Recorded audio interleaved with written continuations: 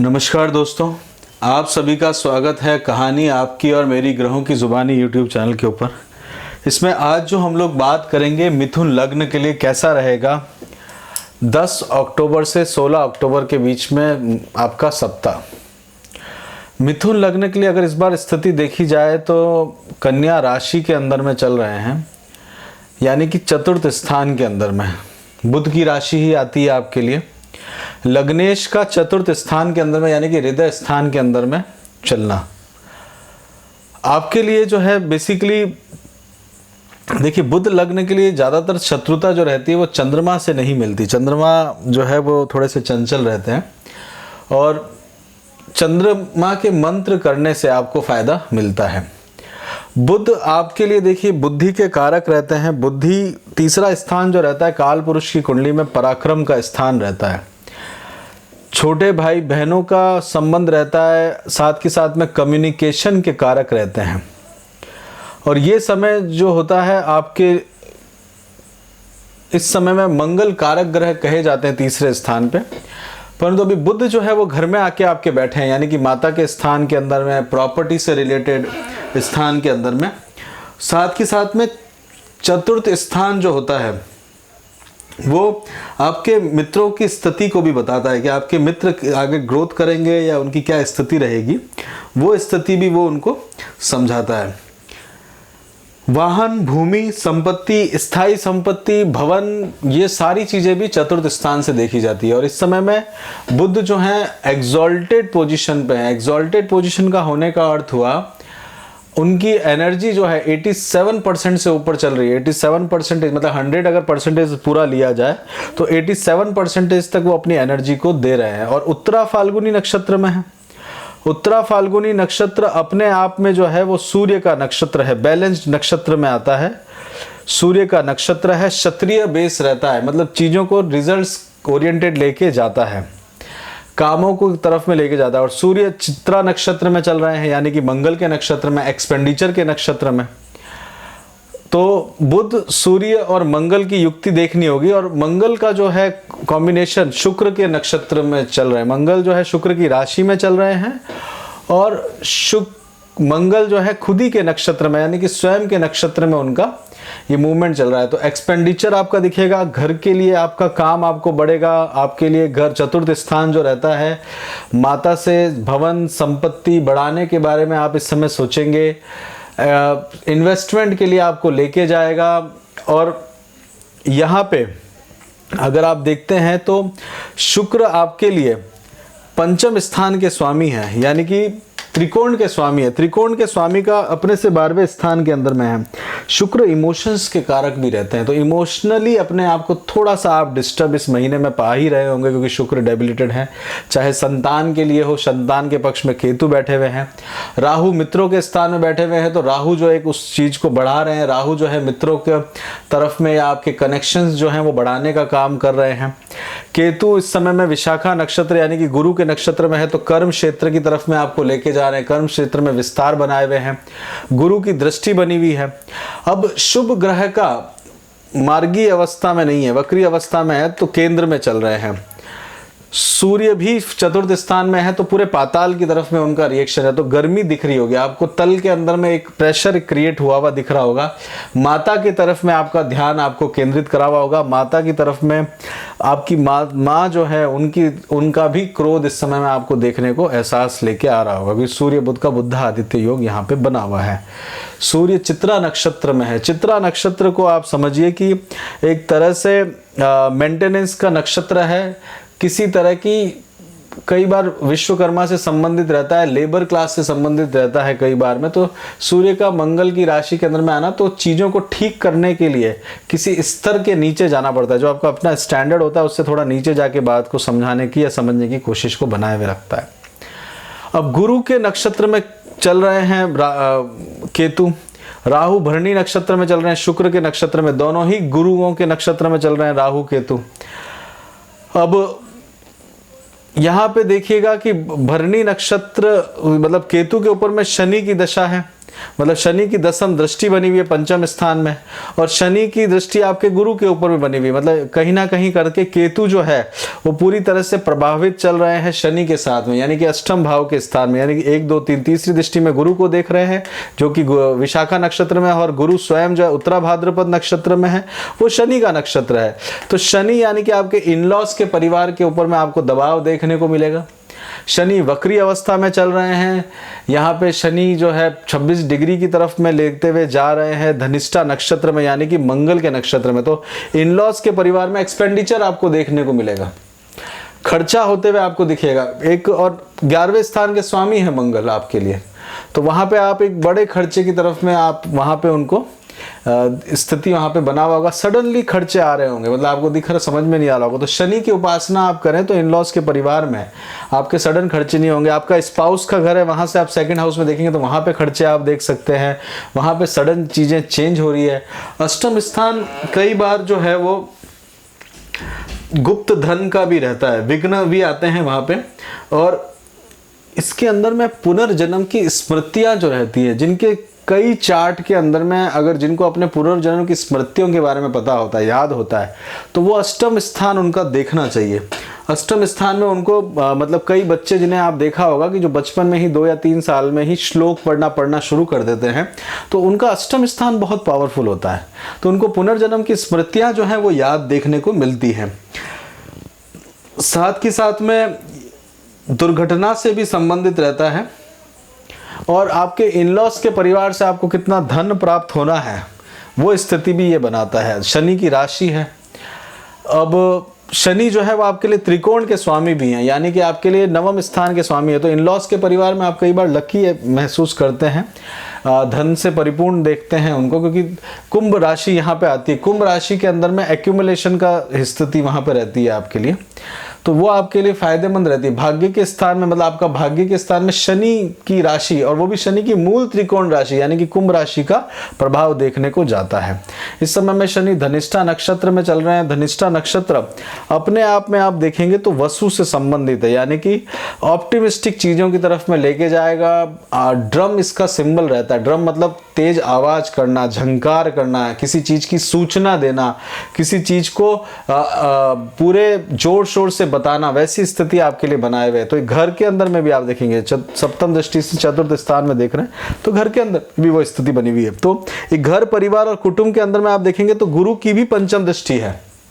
खानपान के ऊपर में गुरु की दृष्टि बनी हुई है, शनि की दृष्टि यहाँ पे आपके बनी हुई है। तो सेकंड हाउस जो धन का कारक है, तो धन की व्यवस्था के ऊपर में आपका कार्य आपको लेके जाएगा। केतु आध्यात्म के कारक भी रहते हैं। पॉजिटिव साइड में देखा जाए तो केतु जो है वो आपको एक तरह से देखा जाए तो बच्चों के प्रति जो है वहाँ पे डिटैचमेंट भी क्रिएट करते हैं। स्पिरिचुअल नॉलेज की तरफ में बुद्धि का आपका जाना इस समय में होगा। पंचम स्थान जो है वो एक तरह से विद्या का स्थान रहता है। किस तरह की नीति आप अपनाने वाले हैं अपने जीवन के अंदर में। अगर शुभ ग्रह यानी कि अभी शनि की दृष्टि है तो आप एथिकल वे में चलेंगे कि अनएथिकल वे में चलेंगे। साथ ही साथ में आपके जो गुप्त मंत्रों को अगर आप सिद्ध करना चाहते हैं तो केतु का सपोर्ट आपको मिलेगा। देखिए केतु जो है विशाखा नक्षत्र में है, तो मंत्रों का प्रभाव आपको अपने जीवन में दिखेगा। मंत्र सिद्धि आप कर सकते हैं इस समय में, लेखन का कार्य कर सकते हैं, एडमिनिस्ट्रेटिव पावर के ऊपर में आप काम कर सकते हैं, क्योंकि सूर्य भी चल रहे हैं आपके चतुर्थ, बुध भी आपके उच्च के हैं चतुर्थ स्थान में एजुकेशन में, और सप्तम स्थान में केतु है, तो अध्यात्म के ज्ञान के प्रति भी आपका लेके जाएगा।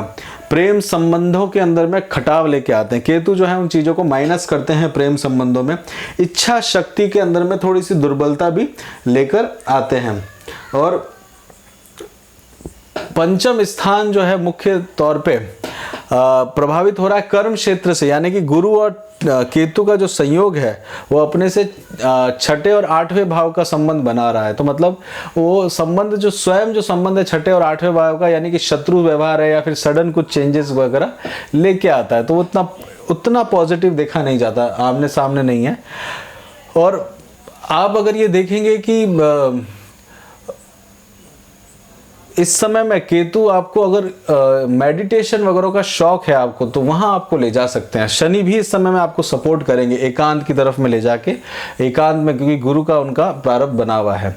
तो मटेरियलिस्टिक जिंदगी के अलावा अगर आप स्पिरिचुअल जिंदगी की तरफ पे भी चलते हैं तो वहां पे भी आपको फायदा देखने को मिलता है। और यहाँ पे आप देखेंगे तो शुक्र की राशि आती है, तो शुक्र की राशि का आना बहुत आपके लिए बेनिफिशियल रहता है। आपको कोई भी नॉलेज जो होती है, अगर उसका लॉजिक समझ में आ जाए तो उस नॉलेज के ऊपर में आप एक अच्छा काम कर सकते हैं। तो किसी भी चीज़ की आप स्टडी करते हैं तो उसके लॉजिक को समझते हैं। आपके बुध की राशि आती है चतुर्थ स्थान के अंदर में, सब पंचम स्थान में शुक्र की राशि आती है, तो लॉजिक की तरफ में आपका ध्यान केंद्रित रहता है। और बुध और शुक्र आपस में आपके लग्नेश के मित्र हैं। और यहाँ देखा जाए तो कर्म स्थान के अंदर में आप उस लॉजिक का ज्ञान प्रस्तुत करते हैं। जो ज्ञान का निचोड़ होता है वो मिथुन लग्न के वाले उसको निकाल लेते हैं, मतलब उसका जो फल का जिसे स्वाद होता है उसको आप, जैसे कहा गया है कि रस जो होता है वो आपको निकालना किसी भी सब्जेक्ट के अंदर में बहुत महारत उसके लिए हासिल रहती है। यहाँ पे मंगल की दृष्टि देखेंगे तो मंगल देखिए सप्तम स्थान में देख रहे हैं अपनी अष्टम दृष्टि से, और 12वें स्थान में है, तो अपने स्पाउस के साथ में अनबन जो है एक सामान्य सी बात आपके लिए अभी भी चल रही होगी। मृगशिरा नक्षत्र में है तो किसी तरह का मन में भय भी आपको उत्पन्न रहता है, रिसर्च में आपको लेके जाता है, एकांत में आपको बनाए रखता है। तो वहां पे आपके लिए एक कर्म स्थान के अंदर में, मतलब कर्म स्थान से 10वें कर्म स्थान के अंदर में मंगल की दृष्टि है तो वर्क को बढ़ाता है, यानी कि कामकाज को बढ़ाने का काम लेके जाता है। चलिए चंद्रमा से बात करते हैं ग्रहों के साथ साथ में। रेवती नक्षत्र में चंद्रमा जाएंगे, कर्म स्थान के अंदर में रहेंगे। 10वां स्थान कर्म स्थान का रहेगा चंद्रमा का। आपके लिए चंद्रमा सेकंड हाउस के स्वामी है, तो गुरु के साथ में रहेंगे। तो गुरु के साथ में रहने वाला ये दिन जो है वो आपके लिए अच्छा, आपके लिए रिजल्ट लेके आएगा। और 10वां स्थान जो रहता है वो आपको अधिकार प्राप्त करना, आपके नौकरी से रिलेटेड, विदेश से रिलेटेड कार्य को सिद्ध करने वाला दिन आपके लिए बना रहेगा। गुरु की पोजीशन आपकी कुंडली में ठीक है तो घुटनों का दर्द वगैरह आपको नहीं होगा। अगर घुटनों के दर्द आपको एहसास हो रहा है तो फिर गुरु चंद्रमा की युक्ति अपने उसमें देखिएगा, अपने चार्ट में जरूर चेक करिएगा। चंद्रमा 11 तारीख को अश्विनी नक्षत्र में जाएंगे। अश्विनी नक्षत्र आपके लिए केतु का नक्षत्र है। संतान के लिए कार्य करते हुए इस दिन आप अपने आप को देखेंगे, संतान के हाउस में चल रहे हैं। इस समय में केतु त्रिकोण के अंदर में है तो ये दिन आपके लिए लाभप्रद बनने वाला है। प्लानिंग आप अपने हिसाब से करेंगे, एग्जीक्यूशन करने का दिन आपके लिए बना रहेगा। 11वां स्थान अपने आप में जो है वो आय का रहता है, साथ ही साथ में संतान की स्पाउस का रहता है। वाहन से आपको कितना सुख मिलने वाला है, परिवार से सुख आपको देखने को मिलेगा। कोई मांगलिक कार्य के प्रति आपको लेके जाता है, कई बार मांगलिक कार्य के प्रति भी आपको ध्यान केंद्रित करेगा। राहु बैठे हुए हैं तो राहु कई बार जो रहता है जीवन के अंदर में दूसरे संगी साथी को भी लेके आते हैं। देखिए ये दूसरा संगी साथी अगर आपके जीवन में आपको लेके आता है, देखिए सप्तम स्थान है, सप्तम स्थान से ये पंचमेश है, 1 2 3 4 5 पंचमेश है, तो स्पाउस के अलावा पंचम स्थान में है तो वहां पे भी आपको किसी बाहर की दुनिया में, मतलब स्पाउस से रिलेटेड देखा जाए तो अगर आप अपने स्पाउस को देखें और वहां से पंचमेश में देखें तो कई बार जीवन में सेकंड पार्टनर को भी वो इंट्रोड्यूस करता है। और मंगल 12वें स्थान के अंदर में बैठे हुए हैं तो वो स्थिति भी बनाता है। तो अगर ऐसी स्थिति है और आपको इससे ओवरकम करना है या फिर आप, तो राहु के उपाय करिएगा, राहु के मंत्र अवश्य करिएगा। चलिए ये राहु करीब चलेंगे 2023 तक इस स्थिति में। उसके बाद 12 अक्टूबर को भरणी नक्षत्र में चले जाएंगे। भरणी नक्षत्र अपने आप में शुक्र का नक्षत्र रहता है, चतुर्थ स्थान में शुक्र हैं, डेबिलेटेड हैं, पढ़ाई पे कंसंट्रेट करिएगा लाभ लेने के लिए। और यहाँ पे मित्रों के साथ में बहुत अधिक फायदा नहीं मिलेगा, बट आप मित्रों के पास में जरूर जाएंगे। इस समय वाहन रिलेटेड आपको सुख देखने को मिलेगा क्योंकि शुक्र चतुर्थ स्थान में है। शुक्र जो है वो 4th हाउस के अंदर में आए तो इमोशंस के कारक भी रहते, तो इमोशनली होकर किसी कार्य के अंदर में अपने आप को देखेंगे। कई बार जबरदस्ती भी, या फिर सूर्य साथ में बैठे हुए तो गवर्नमेंट ऑर्डर के हिसाब से आपको बिना के कहीं पे भी जाना पड़ सकता है। 13 तारीख को चंद्रमा मेष राशि में चलते हुए कृतिका नक्षत्र में जाएंगे। 13 अक्टूबर को कृतिका नक्षत्र जो है अग्नि का नक्षत्र है। अग्नि यानी कि काट छाट से संबंधित है, भगवान कार्तिकेय से संबंधित है। किसी को शेल्टर देना हो, कहीं पे दूसरा अट्रैक्शन आपको क्रिएट करता है, मतलब दूसरों के स्पाउस के ऊपर में फॉन्ड मतलब आपको बनाता है। जैसे कार्तिक भगवान को पसंद नहीं आया था कि गणेश जी का विवाह हो गया था, तो वैसे ही वो दूसरी तरफ में अट्रैक्शन भी क्रिएट करके रखता है। और यहाँ पे अग्नि के समय अप एंड डाउन आपको देखने को मिलेगा।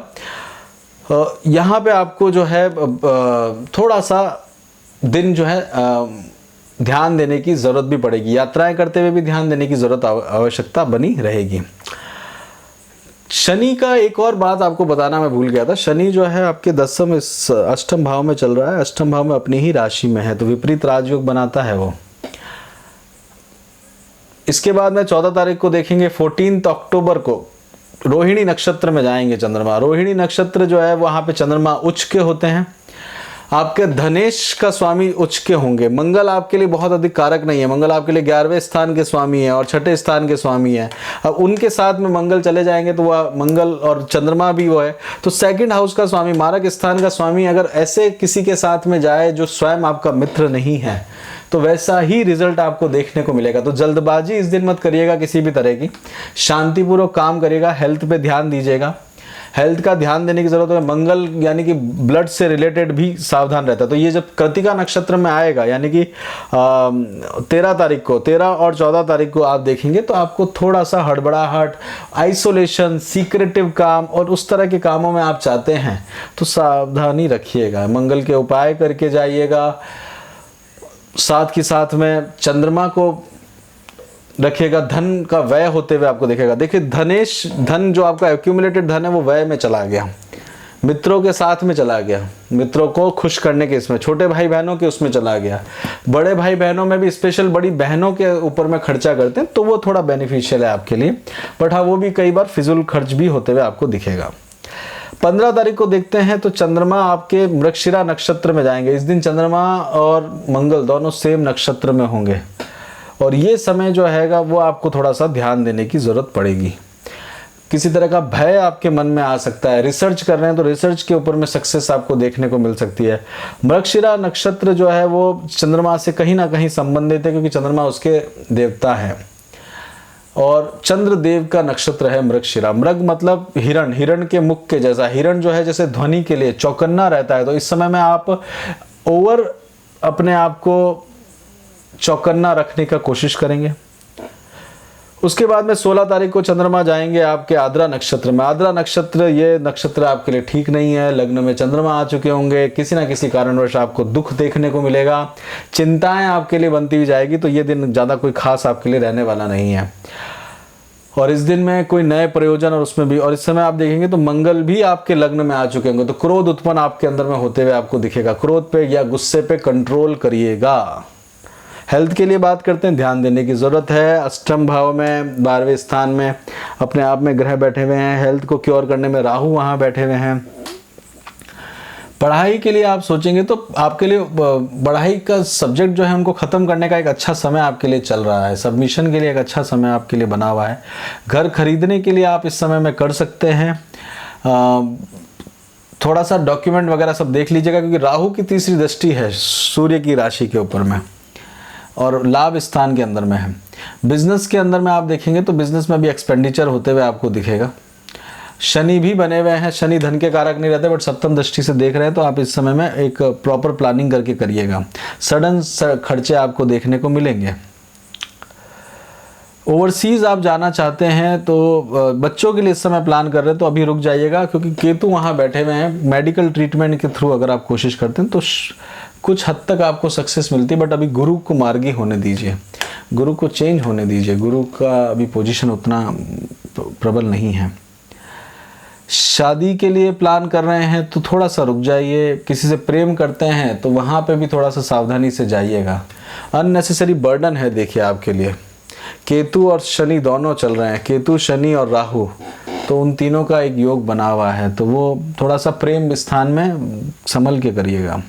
ये प्रेम जो आपका अभी वाला है ये छूटने वाला है, तो उसमें इस काल के अंदर में मतलब जो 2022 से आप देखते हैं, 2022 से 2023 से शत्रुओं का जो है थोड़ा सावधान रहिएगा। गुप्त शत्रुओं से आमना सामना हो सकता है। ओवरसीज जाने का मौका है। शेयर मार्केट में संभल के उतरेगा, केतु बैठे हैं। राहु भी लाभ जल्दी प्राप्त करने के स्थान में नुकसान करा देंगे। बुध का सपोर्ट, इमोशनली होकर डिसीजन मत लीजिएगा। बुध जो है एग्जॉल्टेड है, बट इनकी अवस्था खल वाली है। सावधानी वाले दिन आपको बता दिए थे। आप वैसे चाहे तो लास्ट के दिनों में ध्यान थोड़ा दे सकते हैं, मतलब 14 तारीख से लेके 14 से 16 तक में। उससे पहले अगर आपको कुछ एक अच्छी अपॉर्चुनिटी मिलती है, क्योंकि राहु बैठे हुए होंगे तो शेयर मार्केट में फ़ायदा ले सकते हैं। इसी के साथ ही यहीं पे रोकते हैं मिथुन लग्न का। यहाँ तक आप रुके हैं तो जय श्री राम।